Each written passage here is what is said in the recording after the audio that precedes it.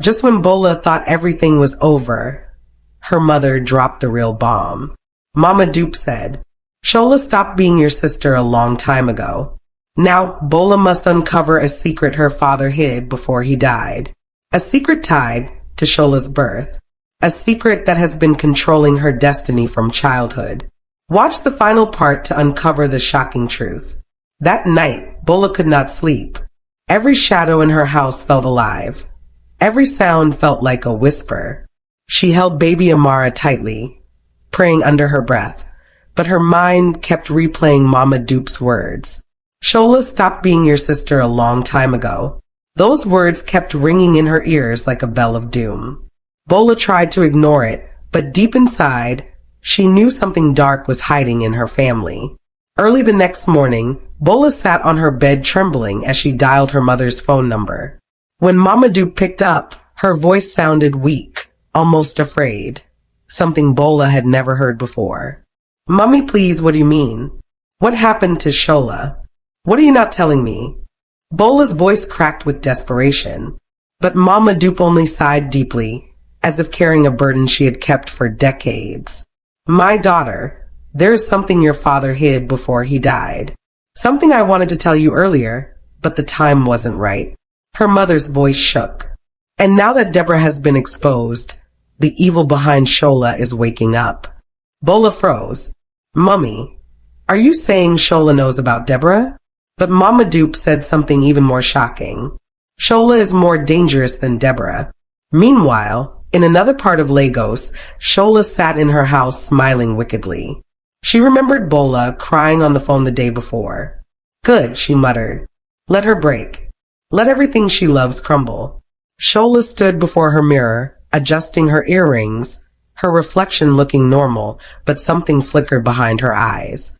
A shadow, a presence, a secret she had carried since birth. Back at home, Bola tried to focus on her children, but a strange heaviness filled the house. Even baby Amara refused to smile. She kept staring at the ceiling, as if watching something no one else could see. Then the phone rang again. It was Mama Dupe. Her voice was trembling. "Bola, listen carefully. Today I will tell you who Scholola really is. But before I speak, lock your doors and keep your children close." Bola froze where she stood, the phone trembling in her hand. Her mother's voice was shaking, thick with tears. "Bola, listen very carefully. Everything you think you know about this family is a lie." Bola swallowed hard, her heart banging against her ribs. "Mummy, what are you saying? What lie?" The room suddenly felt colder, as if the walls were listening. "Kemi, Mama Dupe," breathed heavily on the phone. Scholola killed your father." Bola's knees weakened instantly. "Mummy," she screamed, grabbing the nearest chair before she collapsed. Kemi continued, voice breaking apart like dry wood. "And Bola, Scholola is not your sister. Me and your father, we never gave birth to her. I repeat, we never gave birth to Scholola." Bola covered her mouth as tears rushed down her cheeks. "Mummy, what are you saying? Explain." Kemi sniffed loudly. "Bola, I am your mother. I carried you. I birthed you. But that's Scholola," her voice lowered into fear. "That girl was brought into this family by forces I should never have allowed into my house." Kemi wiped her tears and forced her voice to stay steady. "Bola, you can't fully understand everything on the phone. I will come over to your house right now. Stay inside. Lock your doors. Don't open for anyone except me." Bola nodded, even though her mother couldn't see her. "Okay, Mummy, please hurry. I'm scared." Her breathing grew shaky as she paced around the living room, mind racing with 1,000 questions. Kemi grabbed her car key with trembling hands. She didn't even wear slippers properly. She just rushed out of her house, her heart pounding like a drum. "God, please let me reach my daughter on time," she whispered as she entered the car. The engine roared to life, and Kemi drove faster than she ever had before. Rain clouds gathered above, dark and heavy, matching the storm building inside her chest. Every red light felt like it was wasting precious seconds. Meanwhile, inside the house, Bola kept glancing at the door nervously. Suddenly, she heard footsteps outside, slow, dragging, like someone was walking around her compound. Her heart jumped. "Mummy, is that you?" she whispered, fear crawling through her veins. Kemi parked her car in front of Bola's house, breathing heavily as if the truth itself was weighing on her chest. She rushed out and banged on the door. "Bola, it's me. Open quickly." Bola opened the door with shaky hands. The moment she saw her mother's worried face, she felt her knees weaken. "Mummy, please tell me everything now." Kemi stepped inside, locked the door immediately, and held Bola's hands tightly. "My daughter, Scholola was never your sister." Bola froze. "What? What do you mean?" Kemi sighed deeply, tears gathering in her eyes. "Your father, Nuru, he had a twin sister. She lived a terrible, wayward life. At the end, she got pregnant. Nobody knew who the father was." Bola blinked fast, shocked. "So, Sholola's father is unknown." "Yes," Kemi said painfully. "And during Sholola's delivery, your father's twin sister died. Just like that gone." Kemi continued, "At that time, me and your father had no child. None. And nobody in the family could take care of the newborn baby." "So you adopted her?" Bola whispered. Kemi nodded slowly. "Yes, my daughter. We took Scholola in as our baby. We raised her. We loved her. But she is not biologically mine and not your sister." Bola stepped back, holding her chest. "Mummy, does Scholola know? Did you ever tell her?" Kemi shook her head. "No. Your father begged me never to tell her the truth. He said it would break her." Bola felt her world shaking. "I can't hear this alone. Scholola needs to be here. She needs to hear what you're saying." Kemi hesitated. "Bola, this thing is deeper than you think." Calling her might. But Bola didn't let her finish. With trembling hands, she grabbed her phone and dialed Sholola's number. "Hello. Scholola," she said carefully. "Please, I need to see you. It's urgent." Sholola's voice came through the phone, calm but cold. "What's going on?" "Just come," Bola insisted. "Please. It's important." There was a long pause, then Scholola said, "I'm on my way." Scholola ended the call without another word. Immediately, she stood up from where she was sitting. Something in her eyes flashed. Anger? Fear? Something darker? She picked up her car key and walked out of her room, her footsteps sharp like someone preparing for war. As she entered her car, she whispered to herself, "So, they finally want to talk." The engine started, and Scholola drove off at full speed. Her face was expressionless, but her knuckles were hard against the steering wheel. Meanwhile, Bola sat beside her mother, shaking. Kemi held her close. A car stopped loudly in front of the house. Bola's eyes widened. Kemi gasped. Scholola had arrived. Scholola stepped inside the house and instantly froze when she saw Kemi sitting beside Bola. Her eyes widened. You didn't tell me Mom was here." Bola folded her arms, her voice steady but shaking with hidden anger. "Sit down, Scholola. Mummy will repeat everything she said before you came." Scholola hesitated, then slowly sat, her breathing sharp and uneven. Kemi looked directly into her eyes she once cared for, eyes she raised. "Scholola, you are not my daughter. I did not give birth to you." Scholola blinked rapidly, her lips trembling. "WH, what are you saying?" Kemi repeated everything. Your father had a twin sister, her wayward life, unknown pregnancy, her death during childbirth, and how they adopted Scholola. Sholola's face became pale. For a moment, she looked like someone whose entire foundation had been removed. Then Kemi's voice hardened. "And I know you killed my husband." The whole room went silent, heavy, suffocating. Sholola's eyes widened in horror. Her lips parted. Her voice cracked. "Ha-ha-ya." She broke down instantly, falling to her knees, crying helplessly. I thought you hated me." Bola stepped back, shocked at Sholola's sudden collapse. Scholola continued, sobbing uncontrollably. "I went somewhere to people I trusted and they told me lies." "What lies?" Bola asked sharply. Scholola swallowed hard. Tears kept rolling. They told me Mum hated me, that she wasn't my real mother, and that she was using my glory. Kemi gasped. Jesus, who told you that? Shola wiped her face, shaking her head. I believed them. I was young, angry, bitter, confused. Bola's mouth dropped open. But that doesn't explain why. Shola cut in, screaming from pain. I never meant to kill him. I swear. Kemi's chest rose and fell heavily. Then explain. Explain how Nuru died the night you ran away. Shola cried harder. They gave me something. They said it would protect me. They said it would block you from using my star. What was it? Bola whispered. Shola shook violently. A charm. A dark one. I didn't know.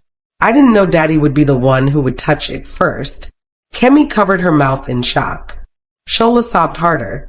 When he picked it up, he screamed and collapsed. I ran. I didn't understand what I had done. Bola stared at her, speechless. So Daddy died because of what they told you? Yes, Shola whispered. I thought I was protecting myself. I didn't know I was being used. By a false prophet. Shola nodded slowly. I didn't want to hurt anyone. I just didn't want to be hated. Kemi breathed deeply, her voice breaking. And all this time, you thought I hated you? Yes, Shola whispered. I didn't know I was the one who wasn't your daughter. Silence filled the room again. Heavy, painful, heartbreaking. But Shola's voice shook again, this time with rage. No, you make the matter worse, she shouted, turning to face Bola. You took my husband from me. You took Charles from me and you married him. At that exact moment, Charles entered the room. He looked at Shola calmly but firmly. No, Shola. You're wrong, he said.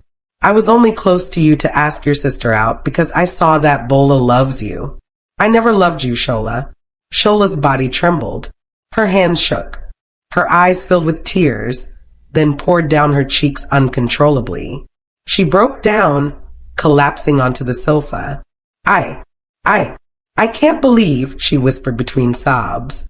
It was all a lie all this time. Bola walked closer to Shola, her voice gentle but firm. Shola, it's over. Nothing you believed was true. The lies, the envy, it ends today. Kemi stood beside them, placing her hand on Bola's shoulder. You see, Bola, the truth always comes out.